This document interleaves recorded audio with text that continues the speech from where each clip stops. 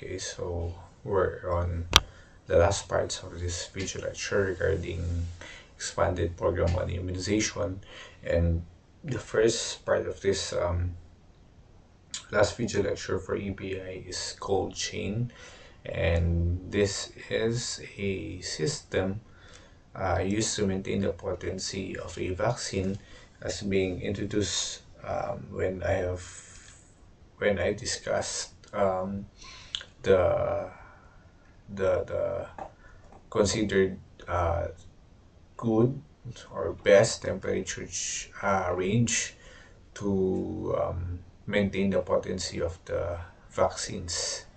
Okay, so it's from the time it's manufactured to the time it is, or maybe seconds before it's given to the client. So first is the storage of vaccine should not exceed the stay in the regional facility for 6 months, provincial for 3 months, and health centers for 1 month, and other health centers should not be more than 5 days. Okay, then if you are going to make it portable, for example, you're going from one house to another, you should use carriers, boxes in transporting those vaccines, and usually you are going to use a cold dog. This is a container where the vaccines are placed with supplies that keeps it cool, and so as to maintain the temperature, the required temperature to maintain the potency of the vaccine. As we have said, these are very sensitive vaccines in terms of temperature. And third, in this cold chain logistic management is, once it is opened, vaccines must be placed in a special cold pack during sessions. If it's not um, if it's not really consumed, and there are some incidents that a container can serve multiple clients, especially if it's divided, and it should be still uh, well kept on a container having this temperature, required temperature. Number four is the discard vaccines.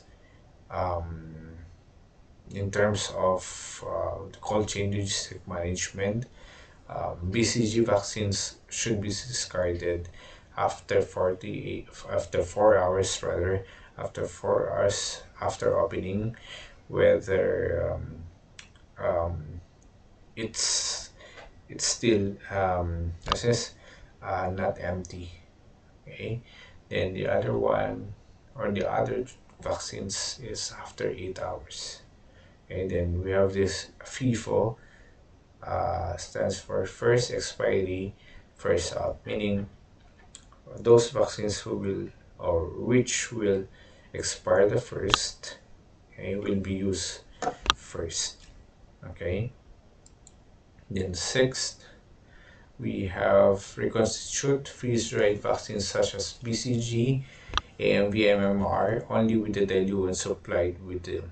Okay, usually these vaccines, which are freeze-dried, powdered, comes with a diluent, a solvent, um, um, to be mixed with these vaccines. So meaning you will not use other um, diluents. Okay, the least, is when the diluents are not available.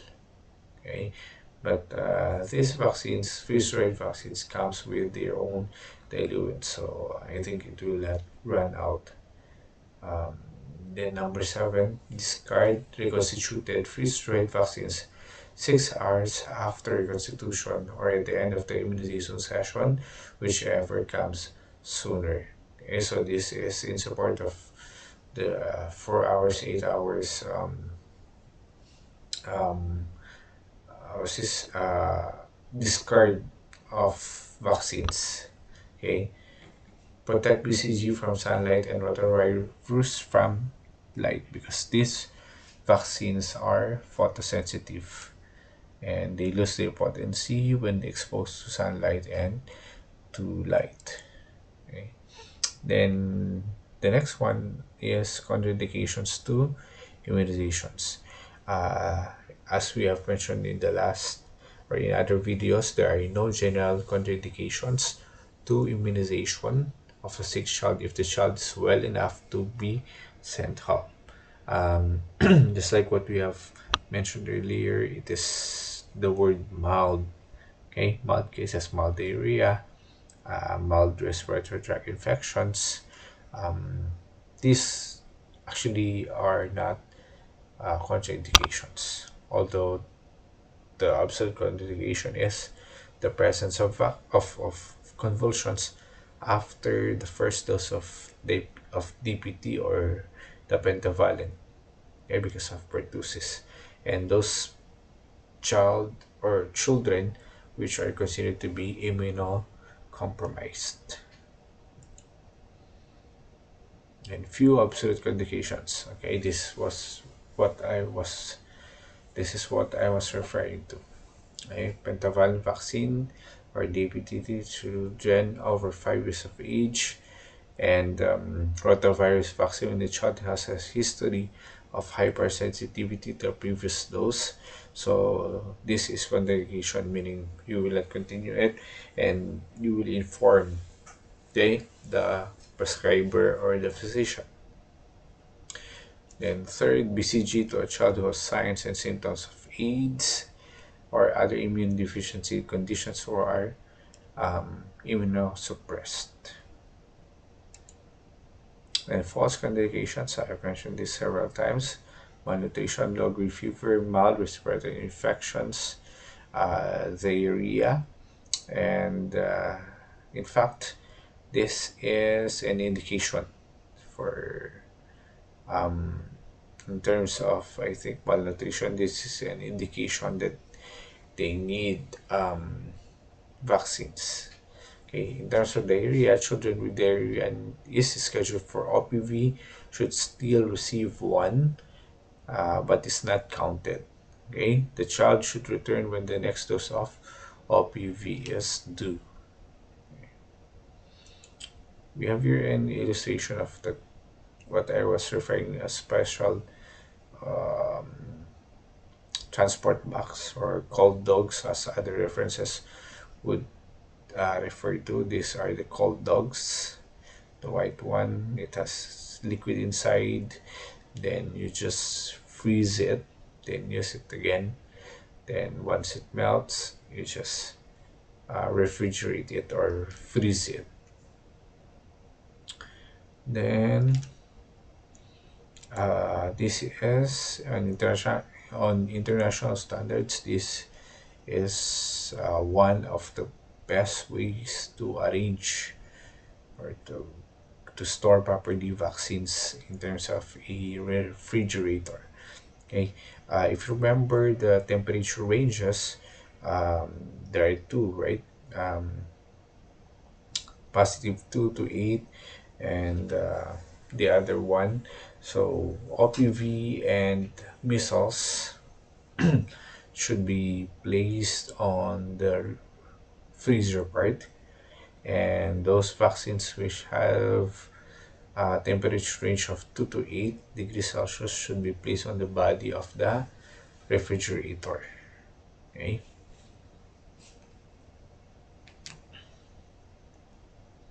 Another illustration of cold dogs and the transport box.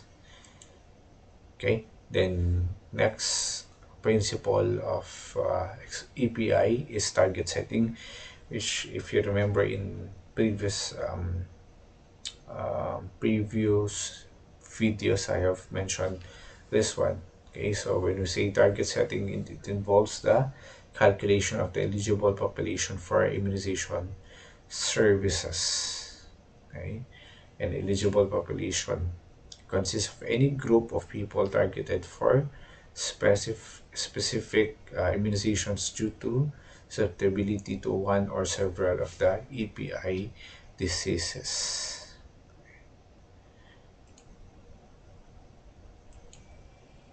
Okay, so we have here constants, okay, of this computation of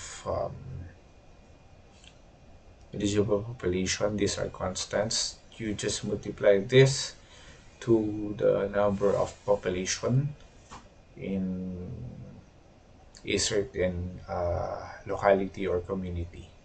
Okay, so for example, you want to know how many children or infants will be given, will receive rather um, BCG vaccine. So you just multiply the population by 3%. If you want to know the pregnant women multiplied by 3.5%, of course you're going to convert it into um, decimal. Okay? If there are updates, I'll be informing the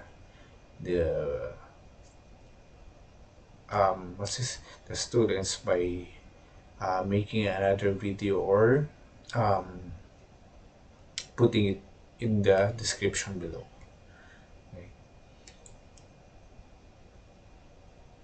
Thank you so much for watching this video lecture.